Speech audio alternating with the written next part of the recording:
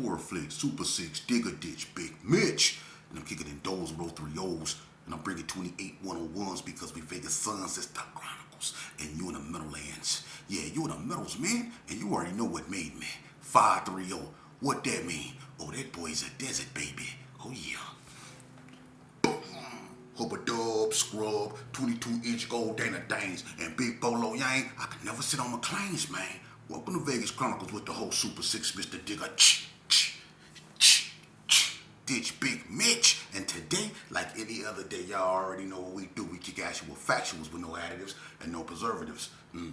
Just raw and uncut. Like what? Like summer sausages and crackers. You already know. Hey, check this out. For all y'all that be wondering why I say summer sausages and crackers, go buy you some.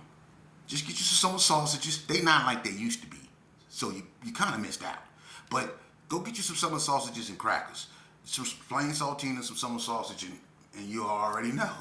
Summer sausages and crackers. Hey, nothing better than that. That's a poor man meal for real. It's for real. But anyway, welcome to Vegas Chronicles, man. Let's jump right off into it. You know, somebody said, I got a lot of feedback from my video I did yesterday, man. And just like I thought, somebody cleared it up. I pinned it in my comment section of my last video. If you want to look at it, go check it out. But the guy Michael Farmer, that was known on the west side of Louisiana, he didn't start no west side blood. Like I knew he didn't. It was some misunderstanding. The cat from California really didn't know too much about what he was talking about and assumed some things, and it wasn't true. So no harm, no foul, you know what I mean? But like I say, when you speak on Vegas, man, sometimes, when you don't really know what you're talking about, man, it can come out the wrong way and people can hear it, take it the wrong way. But that's not me. I'm mature enough to address the situation, look at it for what it is, man, and move on. You know what I mean? But, with that being said, man, much love to everybody that, brought some clarity to that situation, man. And in regard to the video I did do, I wasn't trying to put nobody on blast. This wasn't no I don't like where I come from type of video. It's not about that. I know where I come from. I love where I come from, but I love me more. And back in the days I didn't used to. I used to love where I come from more than me. I used to put where I come from more than me. When it came to Herbie Gerson, I put that before me. I didn't listen to what my mama was trying to tell me. The woman that carried me in her, the woman that really loved me. I didn't listen to her or my grandmothers. I didn't listen to them or my aunties. I wanted to be a GPK. And so I put that before myself. But for the first time in my life, I put me before that. So I know where I come from. And I know that, a lot of things ain't cool. I'm not gonna pretend it is. I'm not naive, but that's cool too because I'm old enough to look, I stand alone. And I don't need nothing but God because he ain't never lied, backstabbed me, or fumbled the ball. So I'm on his team, So with that being said, man, I hope people can respect my point of view like I respect theirs. You know what I mean? They have a right not to want to be around me. They have a right not to not like me. That's cool. I accept that for what it is. But at the same time, they got to know that I got a right not to give a damn about how they feel. You see? It's all about how I feel and what I'm doing. I'm focused on me. I'm not focused on them. And I don't wish nothing but the best for them. I don't got no hate in my heart for nobody, man. They don't do nothing but make you better. I'm through being angry. I'm through being hateful. I'm through being spiteful. I want to live. I want to smile. I want to be able to cry and not feel guilty or look down upon as something being weak. I want to be a human. I don't want to be no gangster. I done already been there and it ain't got me nowhere. But I tell you what it did do to me. It caused psychological trauma beyond your imagination, man. It caused me so much stress and internal strife, man, that it took God to be my psychologist. It took God to be, my caregiver. It took God to be my healer. Couldn't nobody else save me. They couldn't bring me up out of the abyss that I was in. God did that, man, and people just don't understand. They don't. I'm a testament in itself as I sit before you that God is real. Y'all don't believe that, though. Y'all don't believe that. Y'all listen to the lies that these cats tell y'all out here in the streets about things they really ain't done. But when I tell y'all God is real, Y'all act like y'all mute to that, but that's cool though, because I'm gonna tell you something, bro. You can get it from me for free, or life go teach you. Now let me tell you something about life. Life is expensive. So when life teach you, it's gonna cost you a lot. Take it from me. I done dealt with life. Life is very expensive. So if life gotta teach you, it's gonna cost you a lot. Okay? So let's get to the nitty gritty. Someone asked me, why did the gangs in Las Vegas turn out the way they did? Why they clashed like that? I went over that. But I'm gonna tell you something, man. It was a lot of things that played a part in that. And I'm gonna say that, you know, you see, look at it like this. Back in the days, when you ate fruit, it had seeds in it. It was organic. It was real. Some fruit you ate was grown even if you lived in Vegas Heights and in the houses, it was grown in your own backyard. Your fruit. Your grandmama grew it. Everybody know that. We all migrated from the South. A lot of our grandmamas knew and great grandmas knew how to toil the soil. They knew how to have gardens. They made their own food. Because see, they was living under a time when it was real hard over here. We don't know nothing about that though. You see? But we ate fruit with seeds in it. See, nowadays, the people you see around here, the kids, and I hate to say it, they don't have no seeds in them. When I was growing up, we still had seeds in us because it was things that we did not do. It was barriers we dare not cross. We didn't smoke drugs in front of churches. If we rolled by a church and our music was bumping and we seen like a funeral or whatever, we turned that down. Didn't nobody have to tell us. It was things we didn't do. If a pastor came up to us and he started preaching, we might not want to hear what he was saying, but some of us would take off our hat and we'd even bow our head and we'd give him that time. Because it's called respect. We didn't have to like what he was saying or even want to hear it, but we wouldn't let him know. You see, we still had seeds in us. But when we start producing children, they start coming up with no seeds, no consciousness. That's why it's easy for them to do this and don't care. And then they start producing kids. You see, just like our food. You see how we eat fruit with no seeds in it? Everything that we eat is GMO basically. Well, our children are the same way. Our children are the same way. Look at what we raising. Ted Bundys. That's what we raising. Now, you can say, well, the government, man, they put that liquor over there in the neighborhoods. They put all that poison in the neighborhoods. We always had a choice. It don't matter what people put in our neighborhood. It's up to us whether we consume that. Didn't nobody make us consume that. We chose to, because it's a lot of people come up out the projects that never took a drink of malt liquor in their life, never smoked a joint, never did none of that stuff. Because they chose not to. They chose not to join gangs. They chose not to run with the wrong crowd. They chose to go in a house when they were supposed to. They chose to respect authority, and that's why they succeeded, because they understood that they had a choice, and they didn't take their choices for granted. They didn't let coming from a depressed area get them down. They took a disadvantage and they used it to their advantage. Us gangbangers and gang members, we didn't do that. You know what we did? We sought solace in music. We let music and Eazy-E, the Ghetto Boys, NWA. We let people like that give us self-esteem. Too Short had y'all popping y'all collar. CPO. You see, we had all these people coming out with this new form of music, gangster rap. Then Ice Cube broke away from NWA and he started his own thing, gangster rap. Even the East Coast had to adjust their attitudes to gangster rap. And you notice every time something hot pop, whether it's a movie or whether a new drink come out, it's always in the summer. Why is that? That's when the most crimes are committed, in the summer. You see? So when you take drugs, liquor, and depressed individuals, and you put them out there in the sun, what you think they gonna do? Give them some ethanol. Give them some drugs.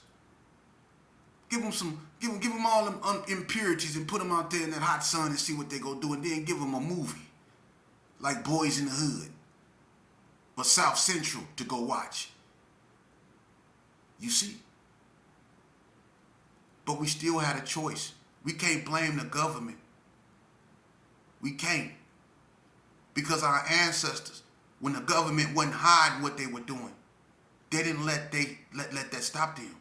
Our ancestors didn't have nothing but the will to be liberated.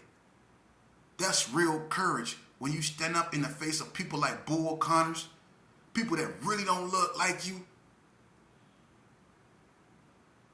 and you still push the line. You see? Ain't nobody holding us back but us. I'm going to tell you something that's sad. It's a lot of people that keep sidearms, right?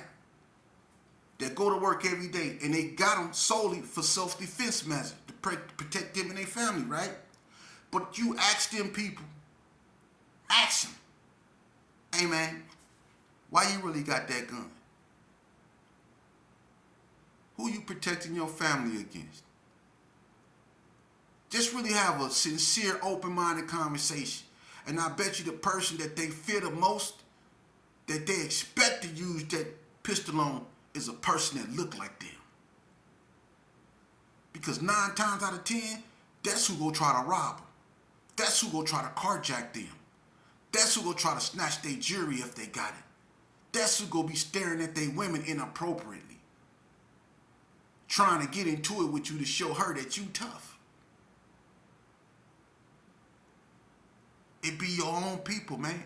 And that's sad because that's the reason why a lot of black women got guns to protect themselves from black men. And that's a shame.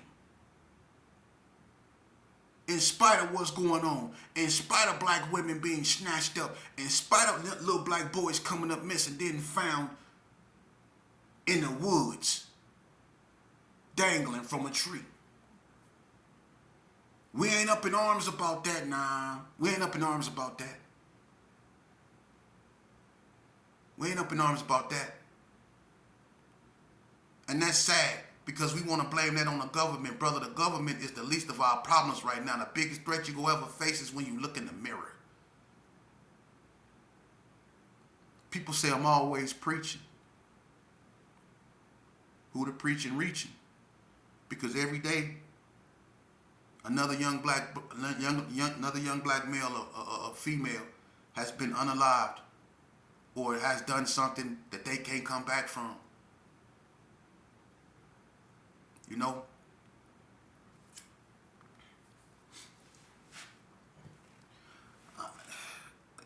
I don't go over my crime a lot because I don't like to relive in the past, but you can take what you've been through and you can always use it to navigate and teach. And I'm going to tell you something, youngster. I can't tell you guys enough. It's a lot of people out here that really want y'all to do better. It's a lot of females leaving this earth brokenhearted because the last thing that they, the last years of their life, they seen how the black family, the black community has totally destroyed itself.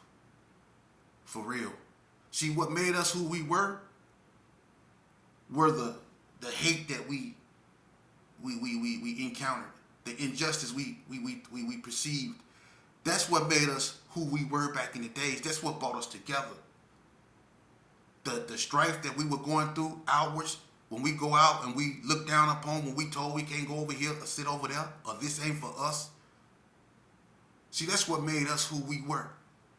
Because at that point, we knew that the only thing we ever had over here was ourselves. You see?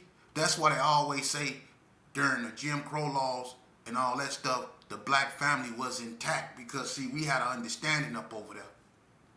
See? We had an understanding. You see, that you was my brother, that was my sister. And you needed me like I needed you. Because the President of the United States looked at us like bed bugs. Governors looked at us like dogs. So it was up to us to look at each other as human beings and be there for each other. When they marched on Selma and they split our people wigs up there on the bridge in Selma, they came back the next day, not with no guns, not with nothing, but with a belief in being liberated. All they had was themselves. And when we realized that today, that all we got is ourselves, we'll be able to heal accordingly. We got to understand that we're a sick community, man. Our women. We can't have people like Breonna Taylor, Sandra Bland, and all those other women. This earth is sick, man, and it's rebelling against the pathogen of man.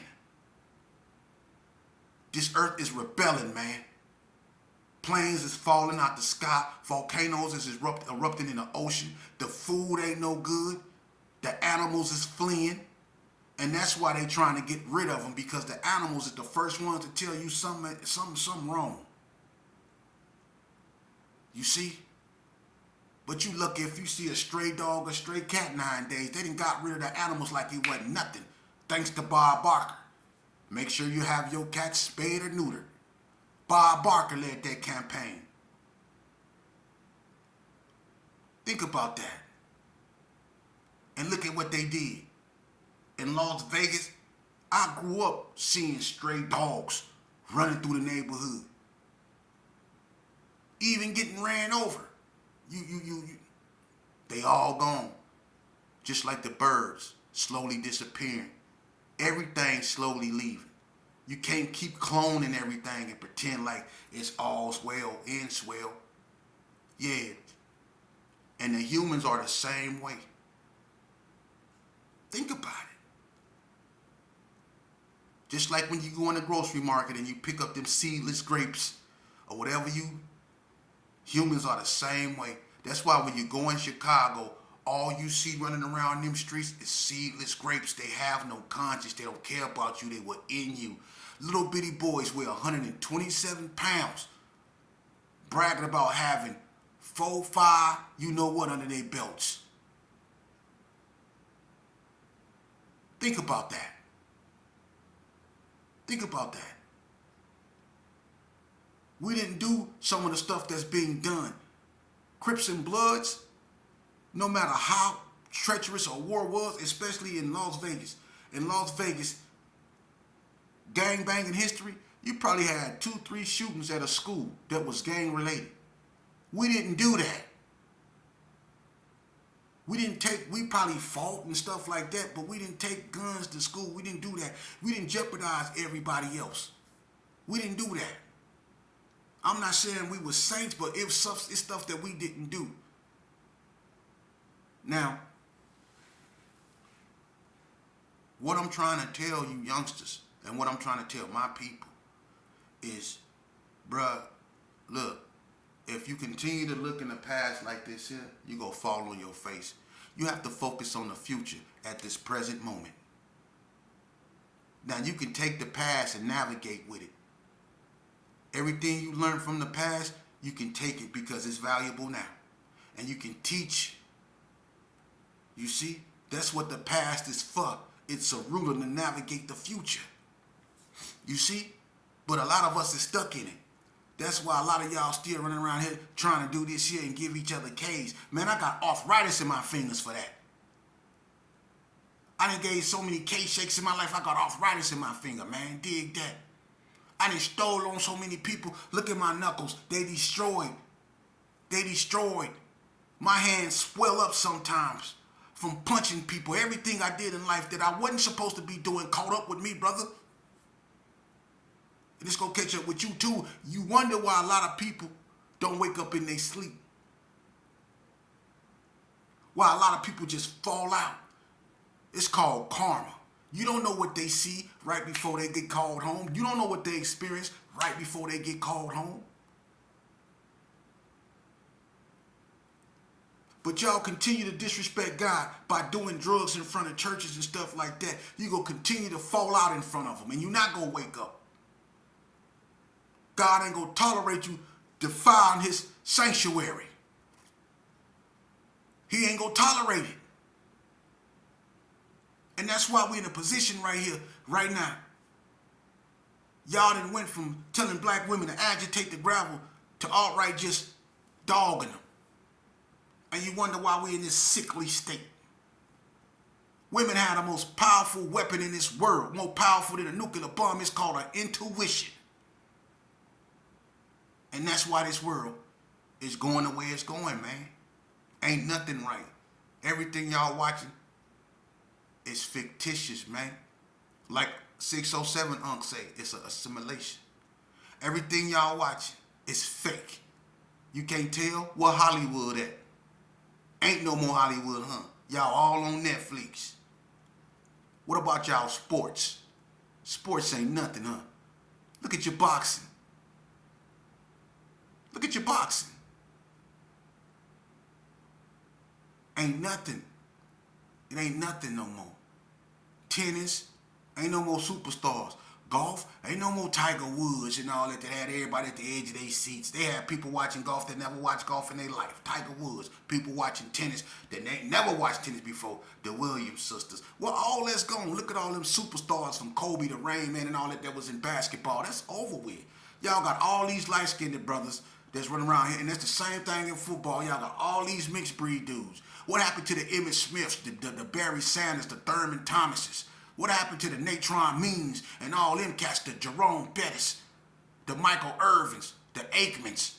What happened to them type of cats right there, man? The Walter Paytons. What happened to them? The Ronnie Lotts. What happened to the Gary Paytons of basketball?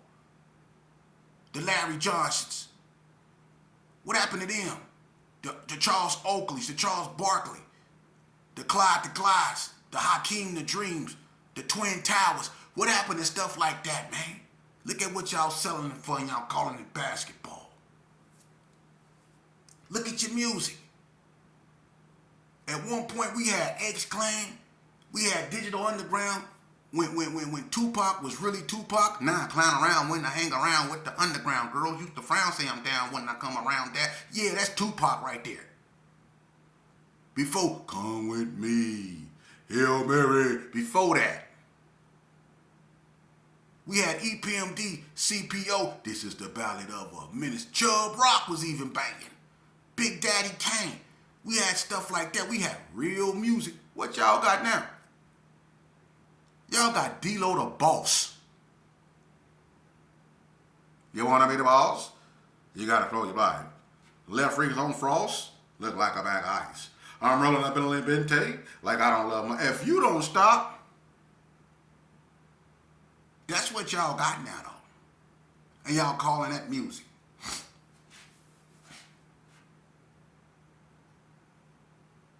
Man, look. What we gonna do, people? Y'all just gonna let people take y'all culture? Yeah. Blacks getting jumped in Mexico just because they blacks, and we don't care. Black women coming up, you know what, but we don't care.